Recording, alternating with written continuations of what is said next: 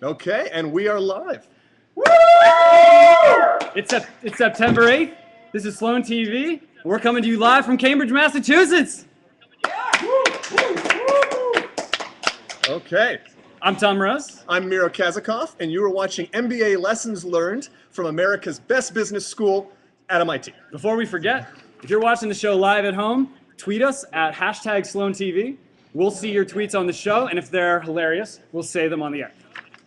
And for those of you around next week, you can come join us. We're hanging out here in E51 lobby at 4:30 every week with beer. Tom? All right. Let's go to the headlines. And maybe you could show it right side up? That would help. Right side up headlines. So, the MBA business picture is brightening.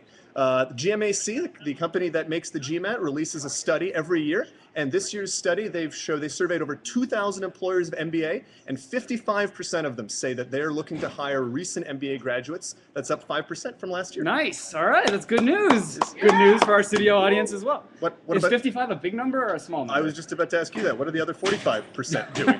Doesn't that actually kind of suck? Well, but if that 55% each hires 2 people, then we're taken care of. I believe the average was about 1.8 MBAs per. All right, so we're pretty much covered. There's like 2% that are screwed. Oh wait, dude, that's us. What do you mean? We're the 2%. How are we the 2%? Because we're doing this instead of recruiting. Oh God. All right. So, let's go over to some business porn. Ooh. So Tom, what is? Now, believe me, I am a man who likes his pornography. Well, business porn is slightly different. Less nipples. Fewer nipples. Fewer nipples. Fewer in number, less in amount. Nice. Okay, thank you. It's a good thing you're an editor.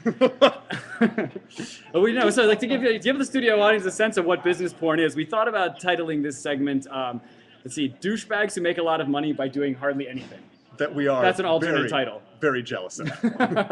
So the news this week is HBS grad hoarding web domains. So that's from the Harvard Crimson title, I believe, and they seem to have a bit of a take on it. So yes, it's a little bit of a negative spin. So what's going on? Well, so apparently what happened is actually the Columbia, the nationality of Columbia, owns the .co web domain extension.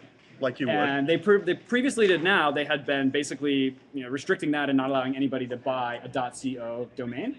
And they recently auctioned it off, and an HBS grad bought the rights, and now he's selling these domains and making piles of cash. So why would people be interested in the .co domain? Oh, because it's .com minus a letter. So you've got all your I forgot to type the M extensions. Do you remember? Plus it's one letter shorter. Do you remember WhiteHouse.com from the late 90s? Speaking of business porn. So in the late 90s, there was a big thing about ESPM.com and WhiteHouse.com that were all fake porn sites. Okay. So is he mostly selling fake porn sites? No, I don't think so. I think it's legit. But so .co could stand for company. It could stand for corporation. This could potentially be the coveted alternative to the .com. It's so close. What a douchebag. We wish we were you. Don't take it the wrong way. So, what I learned last summer. So what did you learn? Well, for my summer internship, I worked at HubSpot. Dude, you worked at HubSpot? That's huge.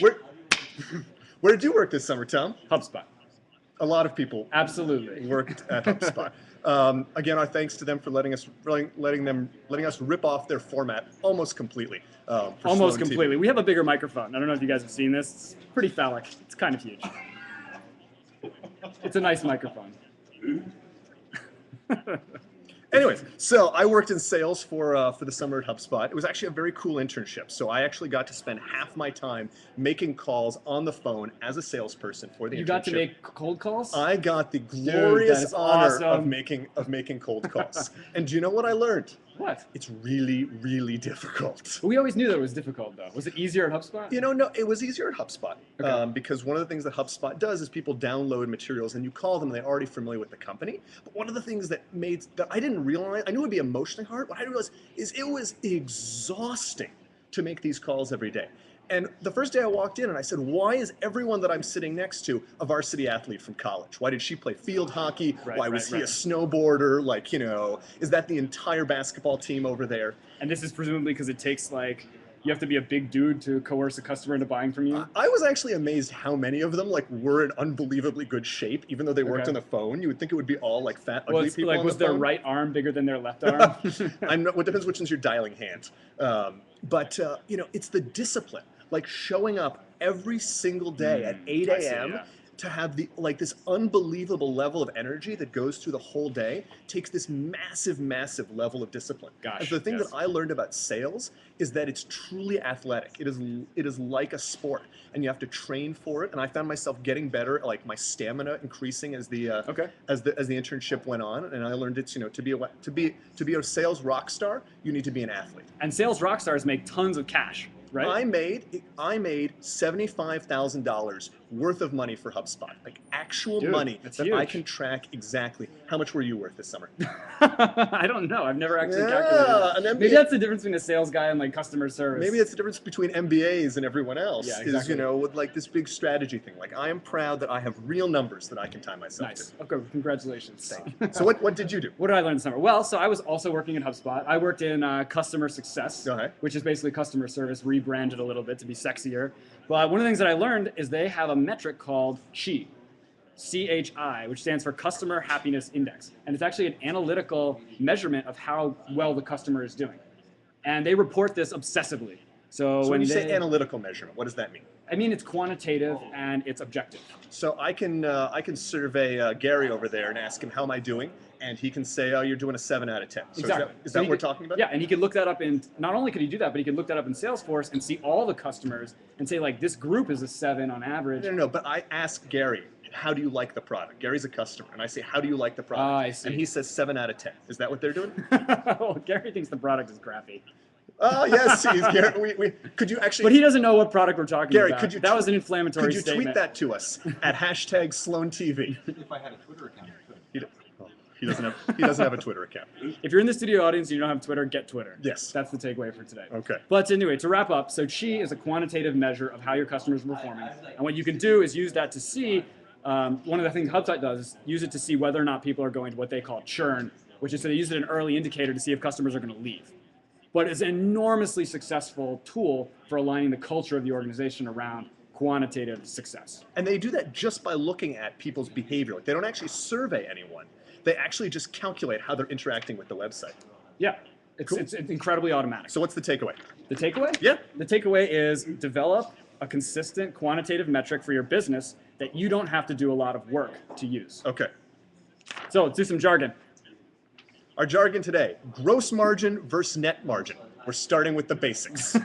This is one of those things where if you don't know the difference, you don't know what you're talking about. But like people screw this up all the time. So what's the difference? Okay, so what's the difference? So the script that I'm thinking of is when you go out to dinner and like or you buy a CD and you're like, why do I have to pay $18 for this thing that they make pennies on the dollar? The CD costs them 2 cents. So if the CD costs 2 cents, they sell it for $18. The gross margin is $17.98. And they should be selling it for 4 cents. Okay, and you think they should be selling it for 4 cents? But I'm pissed off. what about the guy working the register who has to like actually hand you the CD and take your money? What do I care about him? Well, so he has a cost. This is true. And so if you want to account for that cost, that's what goes into your net margin. So the gross margin takes into account just the cost of the physical object or the programming time of the software. And the net margin will take into account that plus all the sales, all the advertising, all the administrative expenses. We learn a lot of things around here. And so, in keeping with that, let's move on to our business school tip of the week. All right, so what's the business school tip of the week? The business school tip of the week is always and only pick classes based on the professor. Yes, that is the only metric that you should be using. If you're picking business school classes based on content, you're probably making a mistake. Not probably making a mistake. You're making a mistake. How often have you been burned by this, Tom? Not that often, because you told me about this early on, and I've been implementing it with great success. Every time I pick a class not based on the professor, always a mistake. Only pick ever on the professor. And we have great systems at Sloan, so you can tell who the good professors are, so you can look that up so you don't have any excuse. All right, so let's move on. What's on your radar? I'm headed this weekend to MIT's Startup Bootcamp. This is going on Saturday at 9:30 at Kresge Auditorium. An unbelievable lineup of speakers, including the founder of a former company I worked at, Compete.com. David Cancel will be there. Should be an awesome day of talking and learning about startups. What about you, Tom? And I'm going to eLab, and what I need to do is pair up 60 students with 20 hot startup companies and make semester-long projects out of it. And that all has to happen in a 1-hour period that starts in about an hour. What are you doing here? It's going to be pretty insane. I should probably get going. Okay. We should wrap up. Okay. Well, I'm Tom Rose. I'm Miro Kaz. And you've been watching SloanTV. And we've been doing this with no pants.